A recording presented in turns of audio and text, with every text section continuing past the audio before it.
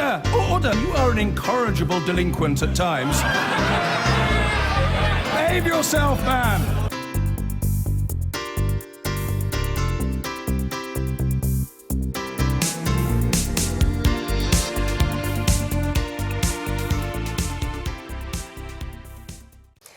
Now, Belgium has raised its terror alert this morning as the hunt continues for the surviving perpetrators of Friday's attack in Paris and their accomplices. The government here has been setting out its response to the terrorist atrocity.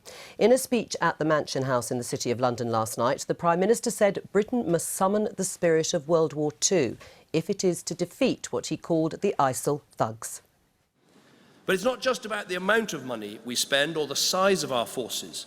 It's also about our ability to deploy them quickly with the right equipment to get things done. We've seen how vital drones are in the fight against ISIL, so with this extra money we are doubling our fleet of drones. We know we need the ability to carry out airstrikes, so this money will provide for more fighter aircraft. We want to increase the capabilities of our brilliant special forces, so there will be a £2 billion programme of new investments over this Parliament. We will maintain our continuous at-sea nuclear deterrent, and we'll also invest in a new generation of cyber defences to block and disrupt attacks before they can harm our United Kingdom. Well, this morning, the Chancellor, George Osborne, has been visiting GCHQ in Cheltenham, where he's been warning against the danger of so-called Islamic State launching a cyber attack and promised millions of pounds of extra funding for the security services to guard against that threat. ISIL's murderous brutality has a strong digital element. At a time when so many others are using the internet to enhance freedom and give expression to liberal values and creativity, they are using it for evil. Let's be clear. ISIL are already using the internet for hideous propaganda purposes, for radicalization, for operational planning too.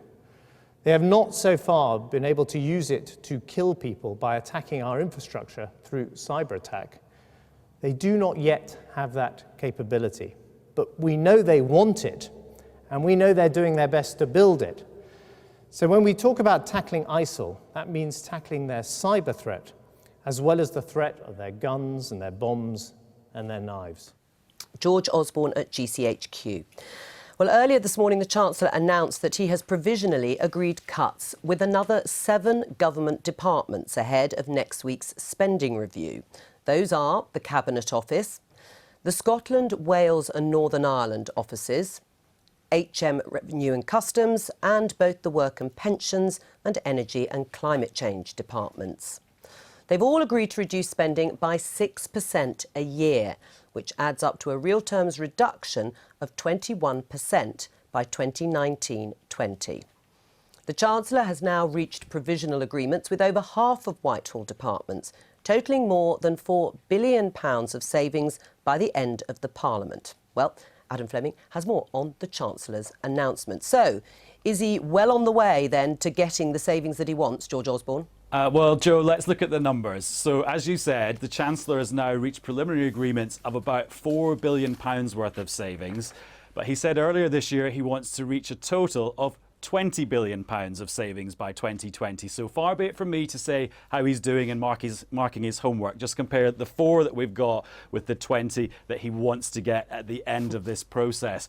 And you're right, even though he's settled with more than half of the government departments in Whitehall, 11 out of 20, that means there's still some pretty big spenders who he hasn't done a deal with. The Home Office, the MOD, the Health Department, the NHS budget, which he says he's going to increase, but we're not sure exactly by how much and when. And as usual with the spending review, we're getting big numbers, but not a lot of detail. So, for example, today, the Chancellor was saying that the money being saved by HMRC, the taxman, will come from the digitisation of tax collection. No more detail than that. Although, interestingly, today shows that there's an end to the dispute between George Osborne and Ian Duncan Smith. The Welfare Secretary was concerned that his budget for the new universal credit was going to be raided to pay for the delay in tax credits, and he threatened to resign. It looks like that threat has gone away because they've now done a deal. Right.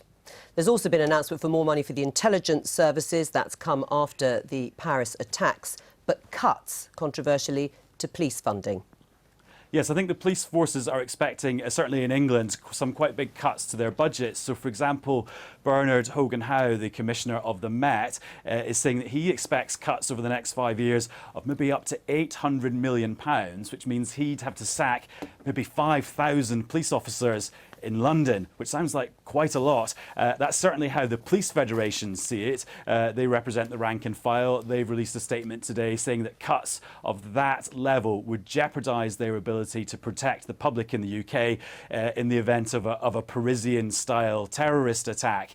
And this issue is starting to creep into the House of Commons. Yesterday, after the Home Secretary made her statement about the Paris attacks, a couple of Tory backbenchers started making noises along those lines, that they were worried about the budget for things like community policing. And it was interesting that when George Osborne was answering questions after his speech at GCHQ today, he really kept quite stum about the idea of whether he'd be protecting or cutting police budgets. Adam Fleming, thank you. Well, the Conservative MP, Tom Tugendhat, is here with us now. Good Tom, morning. welcome to the programme. Before I come to you, first of all, to you, Nazir, with the provisional agreement, as we've been discussing, for 11 departments, but no word on the Home Office, let's talk about those potential cuts to policing, which Bernard Hogan-Howe says would cut frontline policing. Is that really what we should be doing at a time like this? I think it's staggering, actually. I've worked with police forces up and down the country. I've obviously worked with the prosecution service for 25 years, and I can tell you that all those agencies are as lean as a lean thing. There is nothing more that they can give.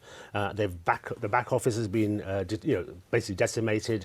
They're doing everything they can on the front line. And when we're talking about terrorism and extremism, the best eyes and ears are the community officers, the PCSOs, and I'm hearing all these police officers or areas around the country talking about cutting those numbers. That's putting people at risk. And, we can't have a situation where public safety is diminished in this way. It would be a big mistake. I mean, listening there to Nazir Afzal, if those people who are the eyes and the ears on the street at a time when terrorism is on heightened alert, should your government be cutting police numbers? I think it's absolutely essential we all work together on this. I don't think terrorism is an issue solely for the security forces, whether that be the military or GCHQ or the police, nor is it solely for the community. It's the job of everybody in our community, in our society, to work together. But should we be cutting frontline policing? One of the things that I think is particularly important is when young men, and sadly it is particularly young men, although increasingly some young women, are getting radicalised in different parts of our community, it is absolutely essential that community leaders, that families, that relatives and friends highlight this issue, because there is no way we can put a policeman on every street corner in every home, and nor should we, and nor would we want to. So what we've got to do is we've got to engage with the community much more closely, and we've got to remind the community that they too have an essential responsibility in protecting their young men and women from these evil people. The most trusted police officers are those on the street, those who work in the communities, and if there are fewer of them, that's where they get the information from. They're not going to ring the counter-terrorism hotline. They rarely do. What they do is talk to an officer they understand and they appreciate and they recognise and they trust. And if they aren't there, we're not going to get that information. But they are there, first of all, and the PCSOs... But you're going to cut them if the proposal goes through that George Osborne has put forward, cuts to unprotected departments like the Home Office, they will be cut. And what I'm asking you is, should they be cut? I'm not going to tell the police commissioners of the whole of England and Wales and indeed Scotland how to do their jobs. It is for them to prioritise the resources that they have. No, I'm asking about George Osborne's decision. No, you're asking me about whether or not they should cut individual officers. Well, if funding is cut... It's not for me to tell the police commissioners how to do their jobs. That is why we have police and crime commissioners who are going to be elected early in 2016, to prioritise the allocation of resources. And I agree with Nazir. He's absolutely right that community engagement is a front line of defence against terrorism. But it's not alone. The community police officers do not stand alone, they stand with the community. And the community have a fundamental responsibility, because we police by consent in this country. We're not a dictatorial state, we are not a police state. And we need to have community leaders, whether they be imams or whether they be leaders of community groups, or whether they be family or friends. We need them to be the eyes and ears, because they are protecting themselves and us as citizens. And is that because there won't be enough police officers to do that? I must get an answer from you, though, personally, on this issue about whether you think, in the wake of the Paris attacks, should George Osborne rethink his cuts to police funding? I've taken your point that it's up to police commissioners to decide on priorities, but Bernard Hogan-Howe has said he would have to expect to cut around 5,000 officers. That's a very large number. No, sorry, in the Bernard country Hogan-Howe planning. didn't say that. The Federation said that. Bernard Hogan-Howe has not come out with a number, and it's up to Bernard Hogan-Howe, who's the Commissioner On of the Metropolitan LBC, Police. he said it's a lot of money and a massive change, and as a result of that, I genuinely worry about the safety of London. We think we can expect to lose somewhere between 5,000 to 8,000 police officers. Well, forgive me, I didn't hear that interview. I only heard it reported by the Federation. But it is absolutely up to Bernard Hogan-Howe to decide how to allocate the resources he has. I'm not going to lecture him how to do it. What I welcome very much, however, is that he said he's going to put more armed police on the streets of London. I think that's essential. And I particularly welcome the investment in intelligence, because if you want to address this problem, intelligence is fundamental. And 1.9 Why is billion... intelligence more important, though, to get the funding than the police on the streets? It's a combination. It's absolutely a combination. But you're giving more money to one and you're taking money away from the other. No, we're addressing various different aspects. The intelligence services of our country have been underinvested in, and I welcome very much the Chancellor's investment, because a lot of this problem is coming from overseas. We've spoken about Syria in the past. I know you asked Yvette about it. And the actions of foreign criminals, and Nazir has highlighted some of this cyber element as well, in lecturing, preaching, spreading hate through through the cyber highways is a serious threat. I can only take from you that you agree that there should be some cuts and that the police will have to manage their resources. One of the points that Tom Tugendhat did say is that even if you put a police officer, a firearms officer, on every corner of every street, they've got lots of them in Paris. They had them before the Paris attacks. It's not going to stop this sort of terrorism if they're soft targets. Well, I mean, there's a saying, isn't there, that they have to get lucky once, we have to be lucky all the times. But there's a bit of a postcode lottery. I was in Bristol on Friday, and they've done some really good work about local community engagement. One of the terrorists that we dealt with 2 or 3 years ago, Ibrahim, was in effect grassed up by the local mosque. That's the kind of intelligence information that comes from having those good relationships. If there aren't the officers there to have those relationships with, I really do worry about the future. I'm sorry, but you make it sound as though the only person with whom the mosque can have a relationship is with a police officer. Yeah, but that why would you want to remove that possibility? Nobody's talking about removing it. What I'm saying is that there are a whole series series of police officers. No, there are a whole series of people with whom we engage with every day. We engage, I mean, I have people coming to my constituency surgery raising different issues as well. And raising issues like this or anything else are absolutely essential if we raise them across the community. There's not just one place to raise them. But intelligence has to turn into evidence, and that means somebody has to come and say, I've seen something, I will give evidence against that individual. Again, that involves a relationship with the police and the prosecutors, which won't exist if there are fewer police officers and fewer prosecutors. I simply don't accept that, I'm afraid. All right, I'll have to leave it there. Thank you. I've been getting away with